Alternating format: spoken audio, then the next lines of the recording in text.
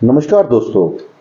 आशा करता हूँ आप सब स्वस्थ होंगे, अच्छे होंगे। मैं डॉक्टर आदर्श भार्गव आप सबका स्वागत करता हूँ द फ्रंट लाइन भारत में। दोस्तों, आज 30 मई है 2024। जम्मू के अखनूर रीजन में टांडा एक एरिया है, वहाँ पे एक हादसा हुआ है बस का। लगभग अभी तक जो न्यूज़ मिली है उस हिसाब से लगभग 22-23 लोगों की जानें गई हैं। तो मैं और हमारी पूरी समस्त टीम जो है वो जो परिवार है उनको ये लॉस जो हुआ है उनको सहने की शक्ति दे भगवान। और जो आत्माएं जिनकी डेथ हुई है, भगवान उनकी आत्मा को शांति प्रदान करे। और उम्मीद करता हूँ कि आने वाले टाइम में ये सड़क हादसे वहाँ पे गलती किसी की भी हो, मूल्यवान जाने जाती हैं, उस पर रोकथाम हो सके। कार जो एक्सीडेंट का कारण है उसकी तो इंक्वायरी होगी तो पता चलेगा कि रीज़न क्या था। But loss is loss. दोस्तों, जैसे मैंने आपसे पहले वीडियो में कहा था कि हम करंट अफेयर पे कुछ टॉपिक्स बनाएंगे जो आपके जो भी स्टूडेंट्स है यूपीएससी या जनरल नॉलेज से रिलेटेड इंटरेस्टेड है लोग, उनके लिए हेल्पफुल होगा। दोस्तों, मैं शुरू करूँ इससे पहले मैं आपसे रिक्वेस्ट करता हूँ कि कृपया करके इस चैनल को सब्सक्राइब कीजिए, वीडियो को लाइक शेयर कीजिए, सो दैट कि जो भी कंटेंट हम बना रहे हैं वो जो स्टूडेंट वर्ग है या जिन लोगों को नॉलेज या जनरल नॉलेज में इंटरेस्ट है उन तक ये पहुँचे। तो आपकी एक छोटा सा सब्सक्राइब करना हमारे लिए काफ़ी मोटिवेटिंग फैक्टर रहता है। दोस्तों, जैसे हम सब जानते हैं कि भारत हमारा विश्व का सबसे बड़ा गणतंत्र है, जहाँ जिसे कह सकते हैं जो हमारा सबसे बड़ा डेमोक्रेटिक कंट्री है with A population near about 140 crore के आसपास, इवन उससे ज़्यादा भी होगी अब। और इस समय भारत में जनरल इलेक्शन चल रहे हैं 18वीं लोकसभा के लिए। दोस्तों, भारत इतना विशाल है, जियोग्राफिकली उसके डिफरेंट टेरेन्स हैं। आप देखेंगे नॉर्दर्न साइड जम्मू कश्मीर है, नीचे साउदर्न पार्ट में जो हमारे प्लेटूस पड़ते हैं, नॉर्थ ईस्ट में देखिए हिली एरियाज है, वेस्टर्न साइड देखेंगे तो मरुस्थल है, रेगिस्तान है, पीक ऑफ हीट। तो काफ़ी कुछ ऐसे जियोग्राफिकल इस समय आपने देखा कि टेम्परेचर गर्मियाँ इतने पीक पे हैं कि एक सामान्य व्यक्ति बाहर नहीं घूम सकता दोपहर को, शाम को भी नहीं, रात भी बहुत मुश्किल से काटी जा रही है। दोस्तों, इस मौके पे भारत में इस टाइम पे भारत में इलेक्शन हो रहे हैं। आप देखेंगे भारत में इलेक्शन एक उत्सव वाला माहौल होता है और हर भारतवासी अपने आप को एक गौरवान्वित या प्राउड फील करता है जब वो इलेक्शन प्रोसेस में डायरेक्टली और इनडायरेक्टली इन्वॉल्व होता है।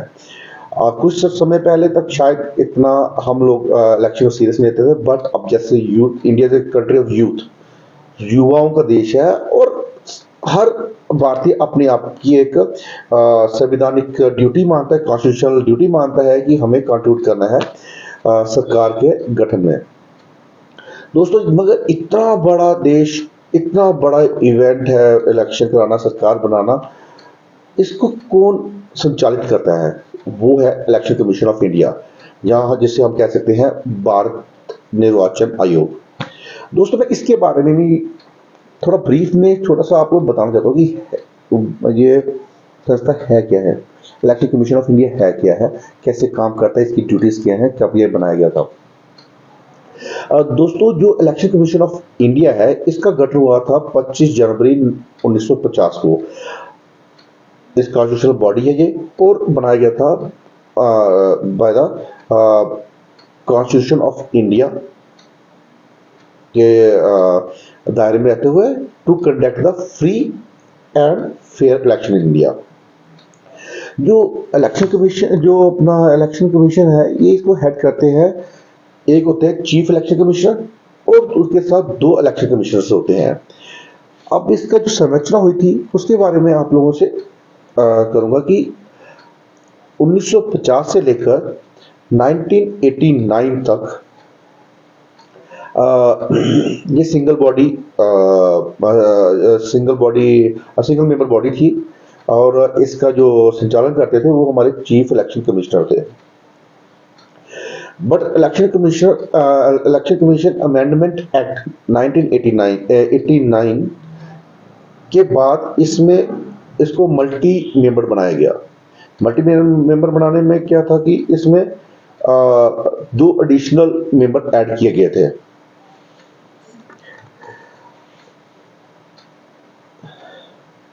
तो 16 और जो फर्स्ट 2 मैं आपसे ये रिक्वेस्ट करूंगा कि जो डेट्स हैं मैंने लिखी हुई हैं, मैं क्योंकि आपसे शेयर करूंगा, इन डेट्स को हमेशा याद रखिए, ये एग्जाम में कभी ना कभी पूछी जाती है।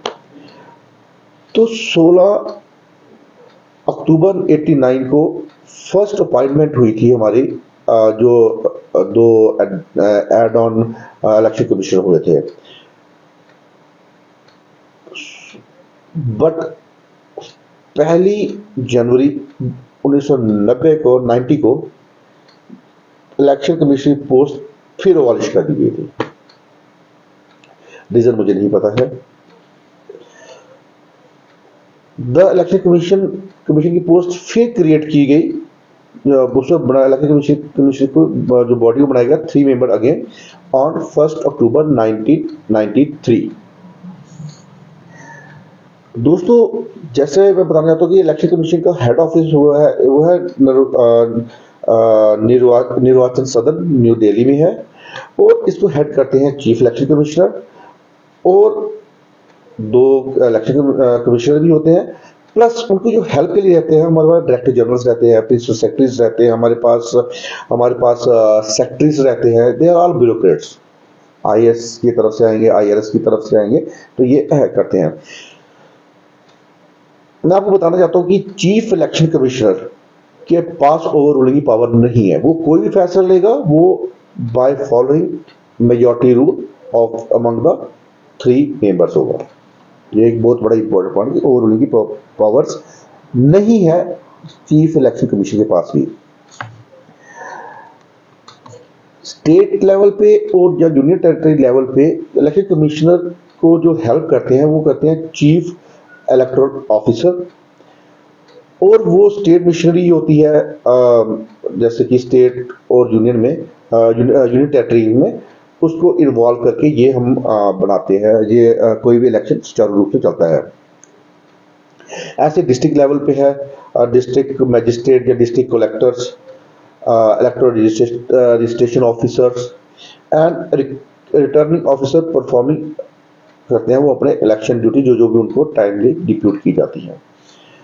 अब आता है, मैं बता रहा हूँ कि अपॉइंटमेंट कैसे होती है इलेक्शन कमीशन एंड उनकी बॉडीज की, और टर्म ऑफ ऑफिस क्या रहता है।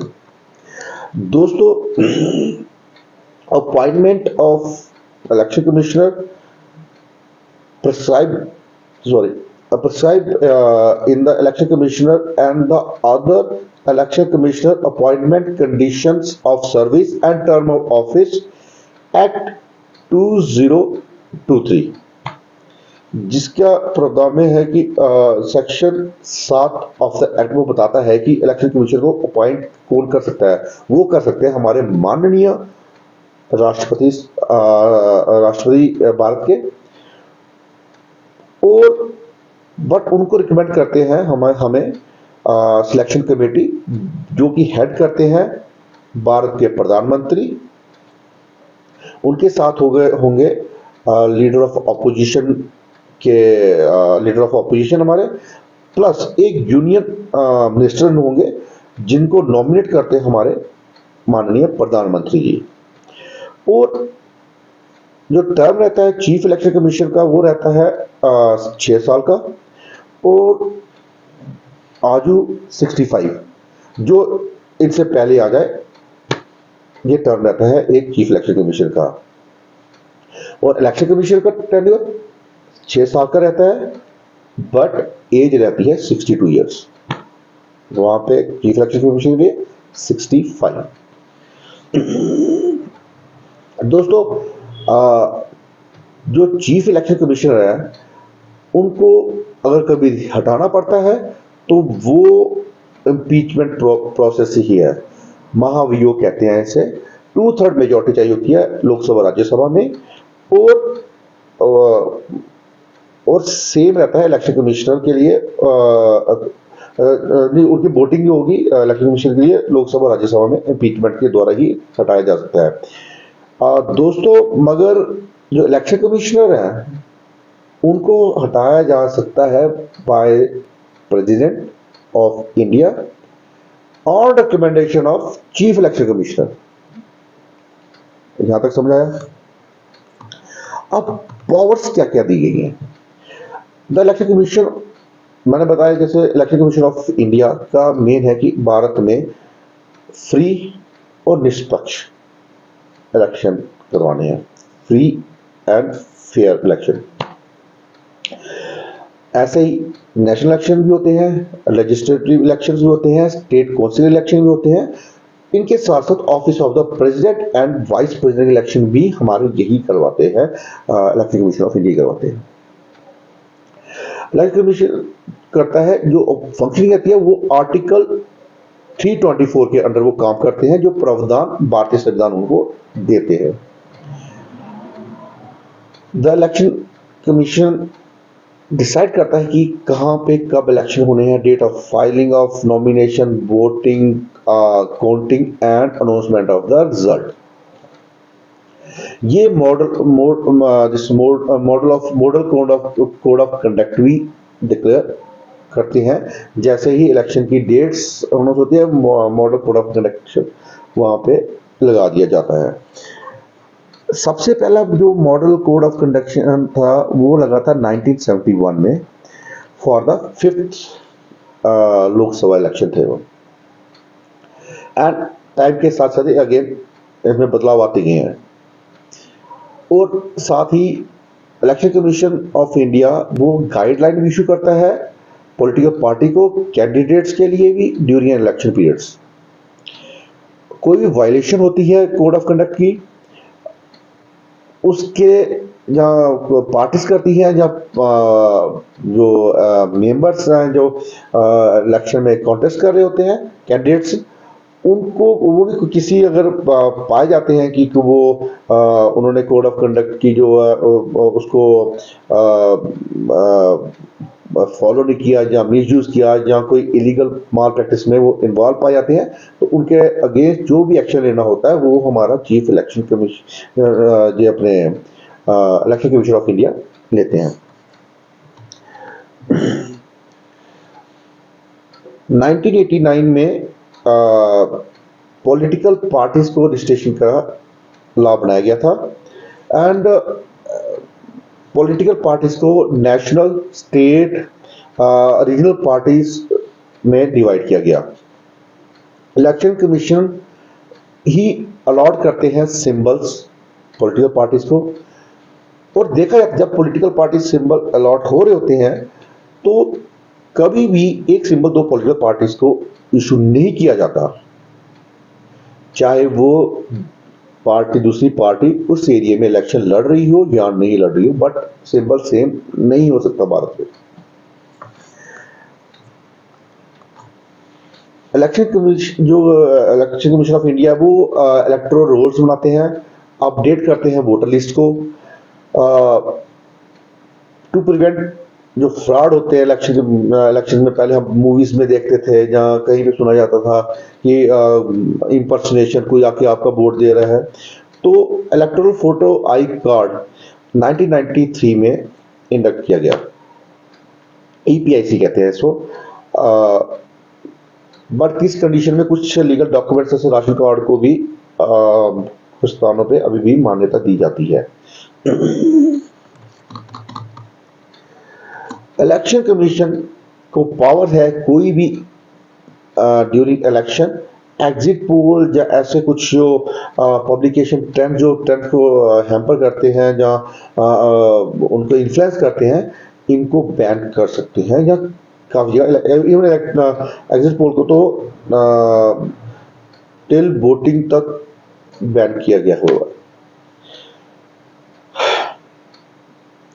इलेक्शन कमीशन जो है हमारा वो उन हर कैंडिडेट से उनकी प्रॉपर्टीज, उनके क्रिमिनल रिकॉर्ड्स की एफिडेविट दिया जाता है। कोई भी कैंडिडेट जिससे 2 साल से ज़्यादा सजा हो वो उसको यानी कोर्ट ने कन्विक्ट किया हो, तो उसको वोट वो कैंडिडेट या इलेक्शन लड़ने का अधिकार नहीं है। इवन 2017 में इलेक्शन कमीशन ऑफ इंडिया ने सपोर्ट किया था माननीय सुप्रीम कोर्ट में कि कोई भी इंसान जो उनको लाइव बैन किया जाए जो किसी भी क्रिमिनल एक्टिविटीज में और अपना एफिडेविट में फेक एफिडेविट भी आता है तो भी उसको लाइफ टाइम बैन किया जाए। इलेक्शन कमीशन सेट करता है कि हमें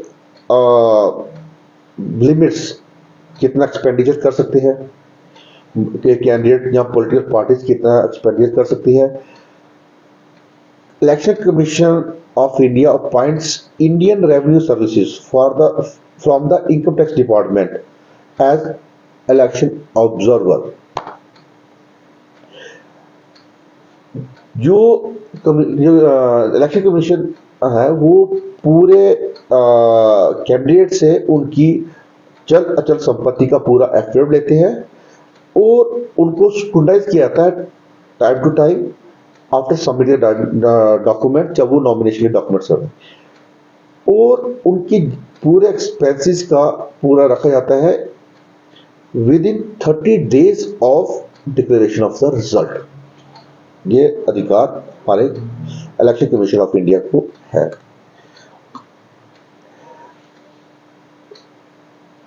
इलेक्शन कमीशन ऑफ इंडिया काफी वेबसाइट्स, मोबाइल ऐप्स या और भी कोई तरीके हैं जिससे आप वो जागरूक कर सकते हैं भारतीय नागरिकों को वोटिंग के लिए, अपने हक के लिए, और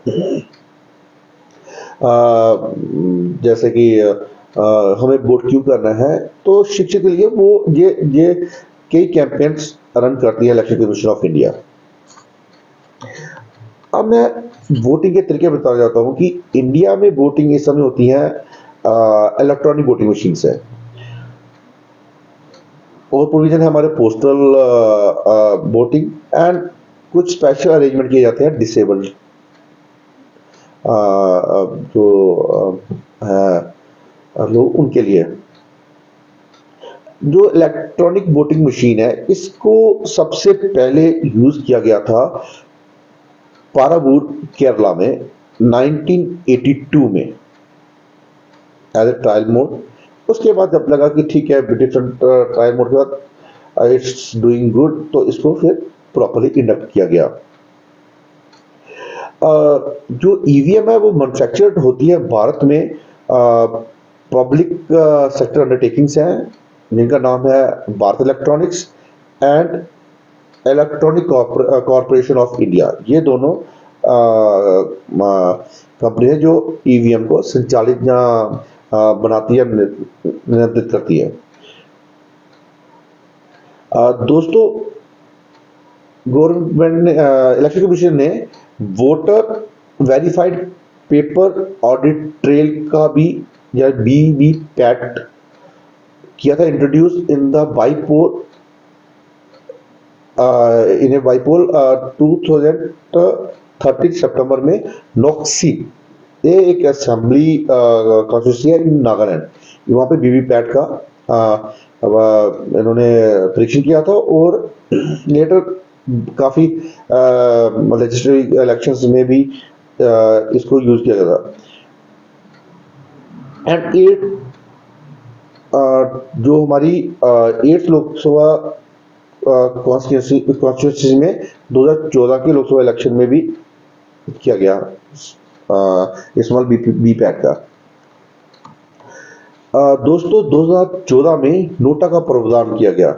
NOTA none of the above, एक स्पेशल, जब आप ईवीएम में देखते हैं तो एक स्पेशल लास्ट में एक क्रॉस करके सिंबल बना होता है कि मैं कोई किसी भी कैंडिडेट को उपयुक्त नहीं मानता कि वो पावर यानी कि वो जीते या रिप्रेजेंट करे, तो नोटा का प्रावधान किया गया था 2014 में।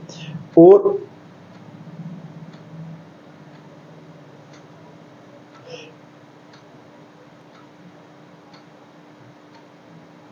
बैलेट पेपर में इसका 2015 में ऐड किया गया, 18 सितंबर 2015 में। Photo electoral roll with photographs of the candidates on EVM. क्या हमें पता होता है कि हमने सिंबल क्या है, पार्टी का फोटो क्या है, उसका प्रावधान 2015 में बिहार लेजिस्लेटिव असेंबली इलेक्शन में किया गया।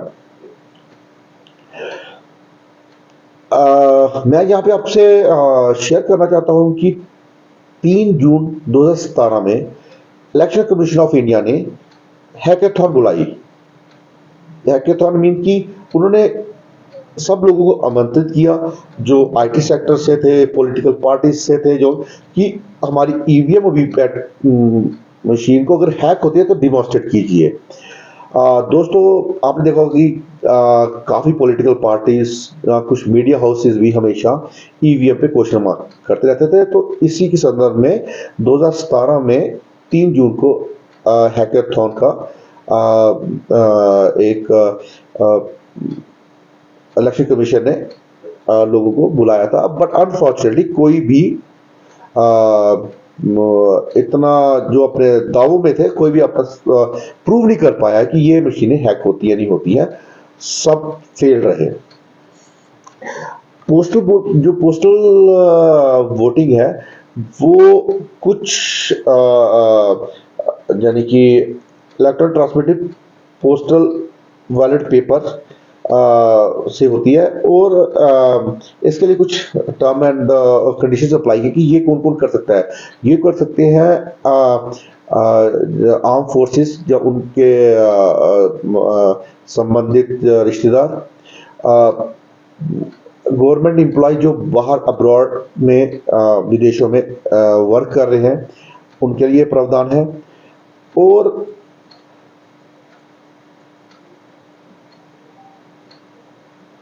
जो लोग प्रिवेंटिव डिटेंशन में रहते हैं उनको भी पोस्टल बैलेट का अधिकार दिया गया है। बट जो प्रिजनर है जेल में, उनको ये हक नहीं है।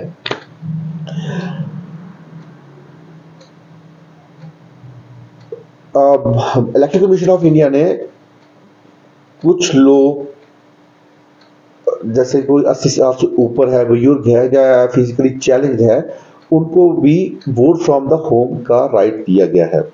और जब भी इलेक्शन होते हैं तो ये प्रॉपर एक सुचारू रूप से किया जाता है। दोस्तों, मैं बताना चाहता हूं कि इलेक्शन कमीशन ऑफ इंडिया के पास कोई भी डाटा नहीं है to certain regarding the disabilities of the voter, नहीं होता है। ये आरटीआई द्वारा एक आंसर मिला था 2014 में। इलेक्शन कमीशन ऑफ इंडिया, जब भी इलेक्शन होता है, वोटिंग होती है, तो वो हियरिंग या ऑडिबल जो डिसेबल्ड होते हैं या चैलेंज्ड होते हैं, हियरिंग इम्पेयरमेंट जिनमें होती है, उनके लिए भी साइन एंड सिंबल का प्रावधान रखा गया है। दोस्तों, ये मैं इसके साथ आपसे कुछ बताना चाहता हूं कि जो डेट्स या कुछ लोग हैं जो इस समय जिनके नाम आपको पता होने चाहिए। दोस्तों, इस समय पहले तो मैंने बता दिया, सबसे important, election commission of India का गठन हुआ था 25 जनवरी 1950 में। इस दिन को 25 जनवरी को हमेशा वोटर डे के रूप में भी भारत में मनाया जाता है हर साल। इसकी जुडिक्शन सिर्फ इंडिया में है। दोस्तों, इसका जो हेड ऑफिस है वो है हमारे पास निर्वाचन सदन न्यू दिल्ली। दोस्तों, इसको इस समय जो चीफ इलेक्शन कमिश्नर हमारे हैं, जो हेड कर रहे हैं, वो है राजीव कुमार, मिस्टर राजीव कुमार। ये एक आईएएस ऑफिसर है। इलेक्शन कमीशन ऑफ इंडिया में आते हैं हमारे पास गणेश कुमार और मिस्टर सुखवीर सिंह संधू। ये इस समय हमारे पास जो 3 मेंबर इलेक्शन कमीशन की बॉडी है, उसके मेंबर्स हैं। दोस्तों, ये मैंने कोशिश की थोड़ा सा ब्रीफली इलेक्शन कमीशन का वर्किंग या डेट्स, जो इंपॉर्टेंट डेट्स या आर्टिकल कौन सा हमें 324 जो इससे इंटेक्ट करता है इलेक्शन कमीशन को to represent to work for the representation of the India. तो दोस्तों आप मुझे इजाज़त दीजिए, जल्दी आपके साथ नए टॉपिक लेके आऊँगा। इस समय गर्मी बहुत ज़्यादा है, कृपया करके कम से कम बाहर जाइए। जो भी एक रूल्स होते हैं, कभी जो लू से बचाव कर सकते हैं, हाइड्रेट रखिए अपने आप को। फ्रूट्स लाइक तरबूज हो गया, खरबूजा खाइए आप। पानी के मीठे को थोड़ा अवॉइड कीजिए, मीठे से प्यास ज़्यादा बढ़ती लगती है, और नमक से भी। आप इलेक्ट्रॉल ले सकते हैं टू कंपनसेट द इलेक्ट्रोलाइट जो हमारा लॉस होता है। और दोस्तों अपने आप को कॉटन या ऐसे कपड़ों से ढक के ही बाहर निकलिए। कोशिश कीजिए अवॉइड कीजिए, बाहर कम से कम जाइए। लू के कोई भी सिम्टम आपको लगते हैं तो ज़्यादा शीघ्र अपने डॉक्टर या नज़दीकी स्वास्थ्य केंद्र जाइए और अपना उपचार कीजिए। स्वस्थ रहिए, खुश रहिए। जल्दी मिलूंगा आपके साथ नए टॉपिक के साथ, तब तक अपना ख्याल रखिए। जय हिंद, जय भारत।